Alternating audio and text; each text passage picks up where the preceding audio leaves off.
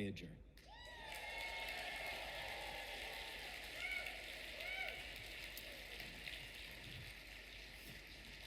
Now, you might notice that this one is very different than our flying wing, and that's for very, very good purpose and reason. The mission statement of this drone is very different than the flying wing, and we're going to be getting into talking about that in just a moment. But just first a comment about this. This started as just like anything else, an idea and a concept.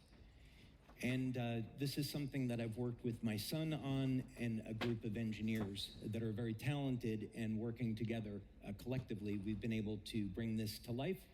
And now this drone is capable of something that no other drone in the world is capable of. So we've been able to take a basic idea, create a dream, and then turn that dream into a reality. And we've done this all within less than 1 year.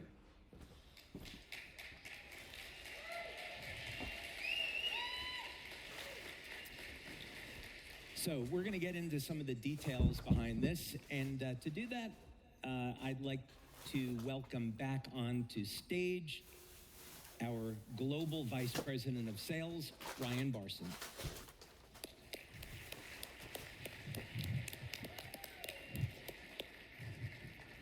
So, ladies and gentlemen, what do you think? It's kind of fun for me to be out here right now with David after that kind of a reveal. And that's impressive. I've known about this for a little bit, but I had to keep my mouth shut. Well, yeah, we've had a tremendous amount of fun. I would say that when you start a project like this, the first thing is you probably have noticed it doesn't really have much of any wings. Last year, we unveiled a flying wing, and this year, we're unveiling something that virtually has no wings. So we could talk about that as a concept. First, the idea behind this was back in the 1950s, there was a gentleman by the name of Custer, and he was looking at the concept of how airplanes actually fly, and it occurred to him that when you have an airplane, it has to develop a specific amount of speed before it can actually get off the ground. So his thought is, why don't we invert that principle, and instead of developing ground speed, instead what we'll do is move the speed of the air over the wing more rapidly. So effectively what this does is it has an active system for pushing air through this giant ring, and that creates lift. So the advantage of this is that you could have this one parked in your garage, and it could take off from your street, and it could land on your street. This model, which is our second prototype, this is what we would call our phase 2. Phase 1 was a model about 1 meter or so in length, about 3 feet in length. This new model that you see over here is about 10, 11 feet in length, but yet it only requires a takeoff distance of about 35 feet or so. The next phase that we're building, which is significantly bigger than this one, that will have a takeoff distance of about 20 feet or so. So what that means is if we use the fires in Maui as an example, we can take off and land right from the beach or from a street, and then off we go. One of the things that stands out to me, not only is that incredible, but you talk a lot about dreams and not stealing your dreams, and this is a dream of yours to make a difference in the lives of other people. And the fires in Maui is just one example of many where people are challenged all over the world. But those dreams, you don't want people to steal your dreams. Where are you headed from here? What are your dreams for the future? Well, I mentioned that the purpose of this was going to be very different from the flying wing. And with the flying wing concept, we've been developing new cutting-edge power generation technology to power that drone so it can stay in the air longer than any other drone. And so you can imagine if you had a better way to generate electricity that was completely clean, that might have some applications in powering your home or recharging your electric cars, which we're being forced to buy rather. You know, so this is the issue: is where are we going to get our electricity from? So solar has its disadvantages, wind has its disadvantages, and putting power generation systems into drones is a excellent way of having a real-world test to see if something's going to work before we roll it out for other applications. For this drone, we're testing something entirely different. First, we're testing new methods of propulsion that don't currently exist. So in the starter models, I'd say there's 6 phases of development on this project, and we're currently in phase 3. So phase 1, as I mentioned, was just to see, is this thing going to work? And then phase 2 is what you've actually seen flying now. So based on those successful tests, we're going over to phase 3. But in addition to propulsion, we're looking at communication systems. So the idea, one of the things that's been incredibly, and this now will kind of be the punchline, one of the things that's been incredibly alarming, I think, to all of us is the suppression of free speech, and that we don't have free communications the way we're supposed to. So some of the things that we're going to be testing with this, you can think of this as a terrestrial Starlink. So imagine you can put one of these things up in international waters and use it as a communications tower that's not running on 5G and actually using something that's healthy and beneficial. We could have our own communication system, so we could have real freedom of speech by having a network of these things around. So my ultimate goal with this is to use this very novel design to have basically have a terrestrial satellite system. So instead of spending billions of dollars to put satellites up in orbit, we can use new technology to have these things around the planet in the atmosphere functioning as communication nodes. Are all of you hearing what he's saying? What's fascinating to me is you've undoubtedly heard talk of energy, innovation in energy fields. You've heard talk of innovation in communication, doing things a lot differently than what's mostly accepted today. You also happened to see just a few minutes ago some slides of the Welcome Center that David didn't want to talk about. Do you see where this is going? It's the innovation, the dreams, not letting someone steal your dreams, and that innovation is what attracted me to Lifewave in the first place. And I remember during one of our first conversations, and I mentioned this yesterday when I talked, you said something that really got to me, and it was, I want to be an innovator. I want to do things differently. I want to think 15, 20 years in the future. I don't want Me Too products, or to put it a different way, I don't want copycat products that you can buy anywhere else. We have that now with patches. So communication's part of it, power's part of it. Where do you see the rest of this going, and what are your dreams for Lifewave in the future? Yeah, so let's talk about first the capabilities of this, because if we talk about the capabilities, then some of those things are going to become kind of self-evident, right? So one of the things that we've already done with this, in addition to short takeoff and landing, is the loiter speed. So today, if we wanted to take a drone and we wanted to hover it over a target, so let's say we'll use a practical example. We had the unfortunate hurricane that went through Florida, and we had 20,000 homes that got wiped out. And if they had our drone technology, they could have created a map of the damaged area within about 3 or 4 days, as opposed to the over 6 weeks that it took doing it from the ground. So when we're talking about the ability to loiter over a target, typically we're going to think of quadcopters. And the problem with quadcopters is that the endurance is limited to maybe 15 minutes, 20, 30 minutes at most. So there are very significant disadvantages there. We can't effectively loiter over a target with a conventional drone. They're just flying too quickly. And if we want to include a VTOL module in the drone, the flight time is limited with battery power to about 6 or 8 minutes. So in our drone that you've seen, how would I say this? Off-the-shelf technology allows for a flight of about 6 minutes on VTOL. Our drone is different. We're using other tech that we invented for that. So there's very, very serious downsides. With this drone, we don't need to take either of those approaches. We don't need a complicated vertical takeoff and landing system. We don't need anything like a quadcopter. There's technology that's built into this that allows it to fly today at about 10 miles per hour over a target without requiring any extra blades to do that, like you would have with a quadcopter. So it's extraordinarily efficient, and it works extremely well.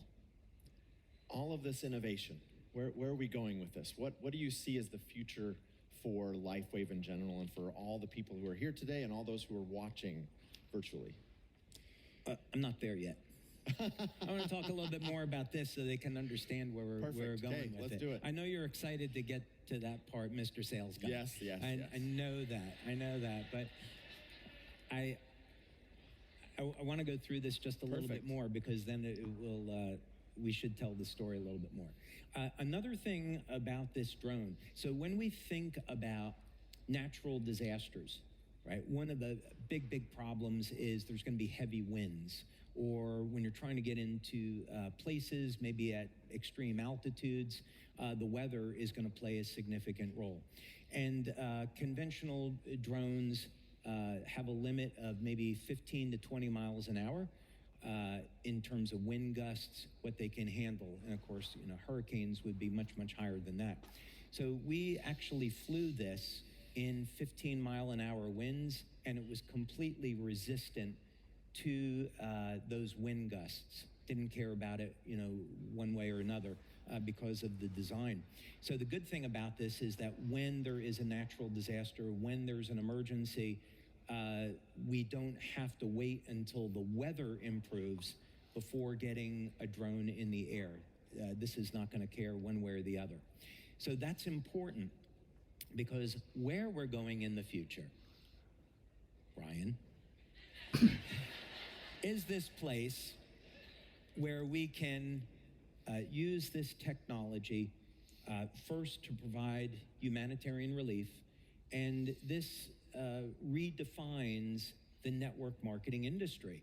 It's good for every company, and it gives every company an opportunity to say, yeah, look what Lifewave has done with innovation and with humanitarian relief, and hopefully we can get people to start looking at our industry in an entirely different way. So that's one of the things I want to see coming out of this.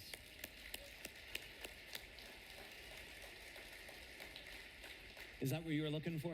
It's actually a different answer than I was looking for, but I want to go with that one for a minute. So looking at our industry in an entirely different way, we've had a few discussions during this event about companies that maybe haven't done things the same way that Lifewave has done. You're looking to create a company that stands out among all network marketing companies, that is truly different, not just because we stand here on stage and say we're different, but that we are different.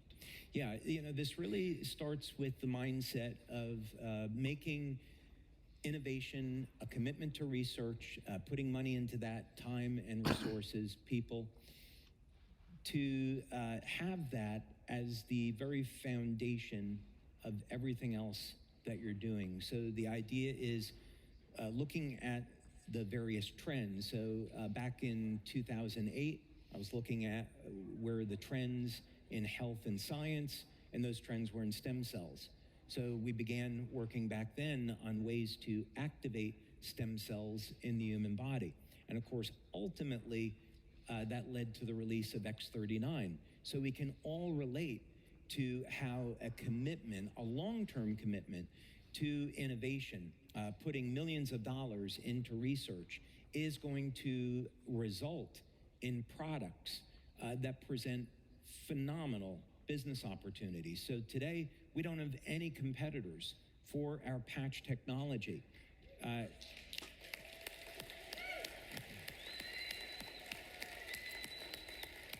And that's because we continue to invest money, we continue to develop new products instead of resting on the ones that we have. So, thinking beyond that, what are the trends of where things are going in the next 5 to 10 years? Well, we could say our food supply is corrupted. There are unspeakable things being done with genetic engineering with our food. So we have to be able to have control over our food supply and grow our own food. Wow. I'm glad they like that. That's a good one. I would dare, based on that response, I would dare to say that we should be concerned with our water. Our water has...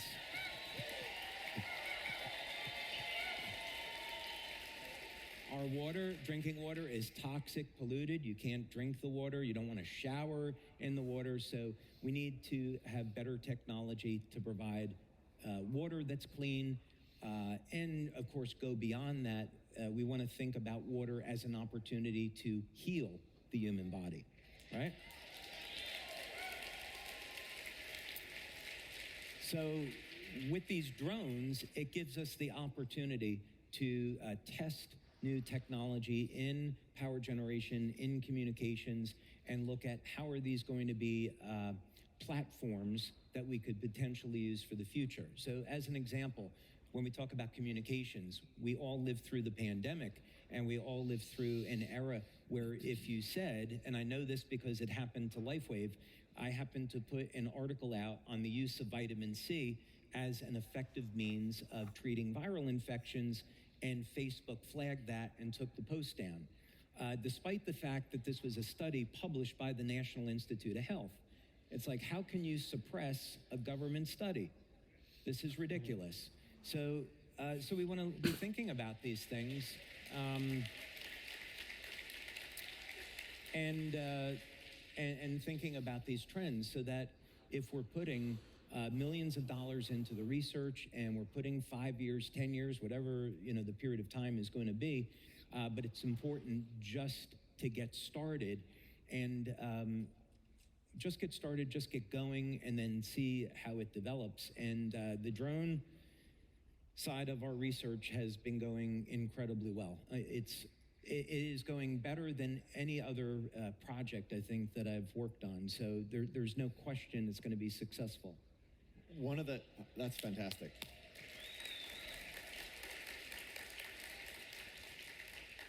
One of the things that stands out to me, you said this yesterday, you've said it again today, we're a technology company. That our efforts in driving technology to a certain degree will help create new potential products, new opportunities, new trends, maybe that we could be at the forefront of. We talked a little bit about Star Trek, and you brought up how the underlying theme, underneath Heart to Heart, is Star Trek. Well, some of those things, I'm going to tie it to the space program if I can. Innovations that we take advantage of today started in the 60s when the space program was developing. All kinds of direction and movement in places led to other technologies that they weren't even looking for. Same hold true for Lifewave? Same holds true, absolutely. When I started the research on stem cells, at first I was thinking that we needed a type of external electromagnetic field to signal the activation of stem cells. So we began to develop these novel coils that produced a novel shape for a pulsed electromagnetic field, and this ended up having a therapeutic effect. But as we got through the research, eventually that led to the development of X39. So it's important when you start out on a research program that you don't necessarily want to be tied into any one specific outcome. You have to be very organic and flexible, because you don't know what direction things are going to take based on the research that you do. So in other words, this would be in the category of unexpected results. You run experiments, you create prototypes, and then you may see and observe an outcome where you get an aha moment and you say, oh, this is something I need to pay attention to. Let's go ahead and investigate this, and let's see if we can create something new from it. So it's totally okay that you start with one concept and it develops into something else.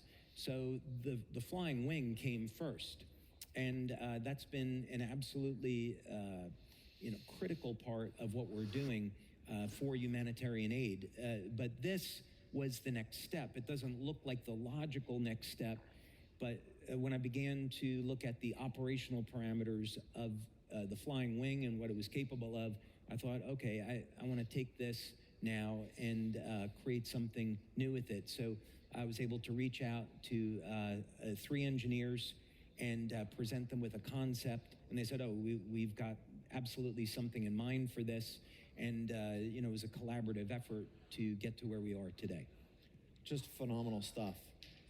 Would it be safe to say, David, that you are thinking 5, 10 plus years in the future in terms of innovation and trends and tapping into those and creating opportunities for the people in this room? Oh, no, you think 20 years ahead. Okay. Oh, yeah. No, you think 20 years ahead because you want to look, 10 years is almost a little bit too short. There's certainly going to be many innovations that make it to market within the next 5 to 10 years. And at the rate at which information is doubling and there are new discoveries being made, you have to stay on top of those things and be able to respond to them. But you do want to take the best guess at where we could potentially be in 20 years, right? So 20 years, we'd say that drones are going to be an intimate part of our life. We're going to be getting deliveries of food by drones. You'll be able to have an app and get a pizza delivered or Chinese food delivered by a drone. You're going to get your mail delivered by a drone. Amazon's already doing this. They have a number of patents on it. There's already trials being done to deliver organs in the future, and that organ donations are going away. We're going to 3D print organs. So God forbid, you develop diabetes, you'll be able to have a doctor 3D print a pancreas, insert it into your body, and then inject stem cells from a 25-year-old, and now you have a 25-year-old pancreas, even though you might be 50, 60, 70 years old. So these are all things, that are going to be happening in the not too distant future. So when we think about the opportunities for drones, when I look at communications and the reason why it impacts us, number one, we need our own system of communications so we can't be shut down. And then the next thing we need, the next thing we need, we might want to say, is by 2030, right? So just around the corner now. By 2030, it's estimated that the amount of money the communication industry will generate by drones will be $200 billion globally. So this is an enormous market. And so if you can go into that market with a technology that nobody else has and everybody wants, then we can create an unbelievably powerful business opportunity. So that's the thinking of looking that forward into the future.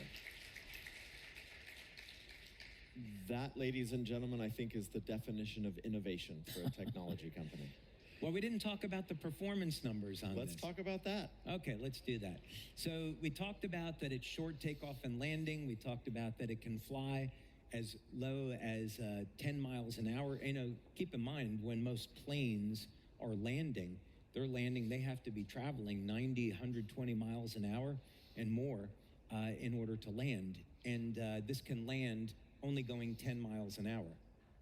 As a matter of fact, now we can show that video that you were seeing before.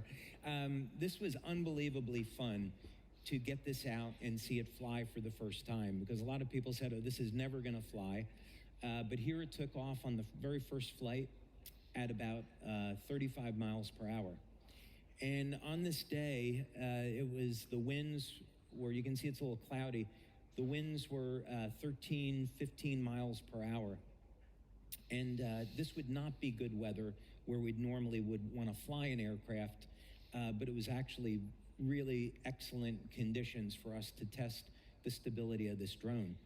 One of the things that you'll notice is that this aircraft is almost entirely devoid of control surfaces.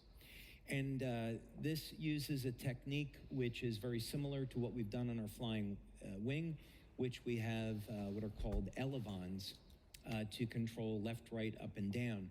And the advantage of this is that we don't need a tail, and we found another way to counter torque. So it minimizes the complexity and improves the reliability. And you can see it just kind of floats along and does a really slow flyby. The other thing, of course, we're going to show in just a minute as it turns around here is that it can land equally in a very, very short distance. So in these initial tests, it's been a distance of about 30 feet or so, and there it goes, it puts right down. So again, you can imagine that in an emergency situation like what we had in Hawaii recently, we could take off and land anywhere, wouldn't have to be at an airport. This could stay in the air for a really long time, and it could just act as a communications network for people on the ground. So of course, this is going to have cameras, it'll have infrared, and it will be able to look for survivors, but it's also going to, if cell phones get wiped out, this then conceivably can act as a communications node so people can have cell service if that's a mission parameter we decide to go with. Which I think they lost in Hawaii during those fires. Exactly, that's the whole point. Yeah. That's the whole point, is we can put this up in the air for a very, very long period of time in almost all weather conditions, you know, the rain or heavy winds, and it provides those reliable communications. The other thing that's worth noting on this is I mentioned that there's 6 phases to this, and phase 1 was the test, phase 2 is what you've seen, phase 3 is what we're going towards. So in phase 2, which is this drone that flies, it will have about a maximum speed of 65 miles per hour. So that's very slow and very conservative compared to the flying wing that we have. In phase 3, the objective is to change a variable on this, and we project that it will be able to fly about 200-300 miles per hour. And so the idea is you could take off from anywhere at very, very low speeds, get up to altitude, fly 200-300 miles per hour, get to your target, and then you can hover there at 10 miles per hour and provide the services that you need to. And then in phase 4 and 5, we're going to go a little bit faster than that. Phase 4 is getting more up into the range of 600-700 miles per hour. And then phase 5 is supersonic, and then phase 6. So think about what phase 6 might mean. Phase 6. Well, as Lucius Fox said to Bruce Wayne, oh, you wouldn't be interested in that. Which is the perfect thing to say to someone so that it garners more interest. Yes. Yeah, so phase 6, I would say, would be what we might call speculative engineering. So this would be looking at nature and looking for examples. And so there's a very, very interesting phenomena. There's a fellow that I was introduced to who's have been doing work for the Department of Defense and looking at this phenomena where there was a plane flying around Bimini, and it was going through a thunderstorm, and it went through this specific zone in the thunderstorm, and within about 10 seconds, it appeared several hundred miles away. And what was found was that there was a phenomena that was created in this cloud where there was a magnetic tripole, and this allowed for a folding of space. And so what happened in this one incident, which is very well documented, is that this plane traveled several hundred miles within about 10 seconds, and it still had an extra 8 gallons of fuel that was in the airplane, so that when it landed, I think this was up over towards Fort Lauderdale or something. It was determined that there was no way the plane had enough fuel to get over there. This was a small plane. So in the type of experiments that we look at, we use this novel shape to create an electromagnetic bubble. And we want to see that if we could attain speeds with this that wouldn't normally be achievable. I think that's a good way of saying it. Literally Star Trek. Literally Star Trek. I was going to say we're creating a warp bubble, but that was going a little bit too far, but that's literally what it is. Yes, that is absolutely phenomenal. How many of you are excited to be part of a company that is this innovative?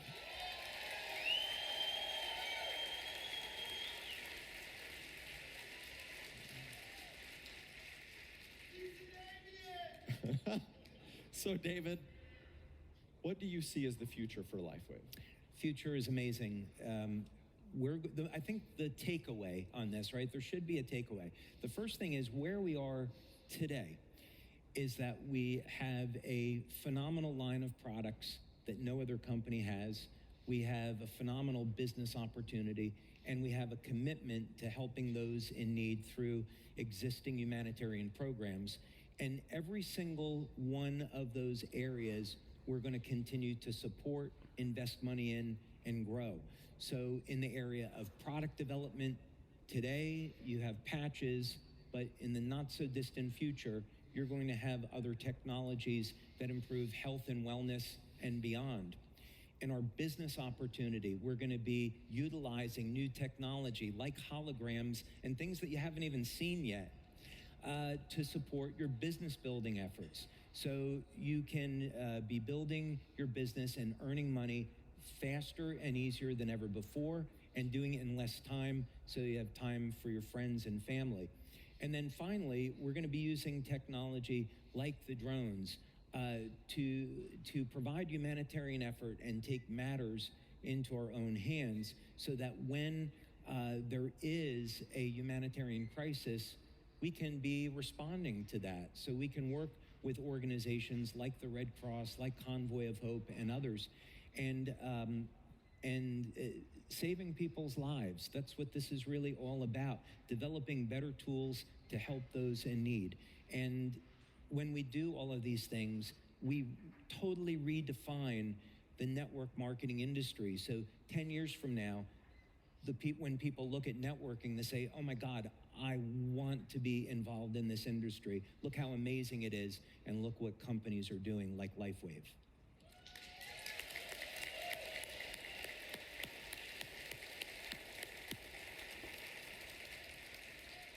I am personally thrilled to be part of a category-creating company, category creating in a number of areas, from patches to all the innovation that you've just talked about to all of it. Ladies and gentlemen, would you please stand and give this amazing individual a massive round of applause.